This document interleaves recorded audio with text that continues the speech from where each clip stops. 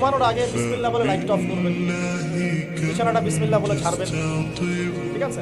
Washroom থেকে পারলে ওযু করে আসবেন, মশারি দিচ্ছেন, লাইটস অফ করছেন, পাত্র যেগুলো আছে সেগুলো একটু ঢেকে রাখবেন বিসমিল্লাহ বলে, দরজা লাগাবেন বিসমিল্লাহ বলে।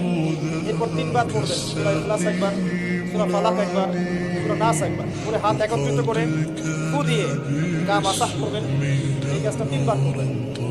একবার আয়াতুল কুরসি পড়বেন, সূরা বাকারা 250 নম্বর আয়াত, আল্লাহু লা ইলাহা ইল্লা হুয়াল হাইয়ুল কাইয়্যুম, এটা শেষ পর্যন্ত।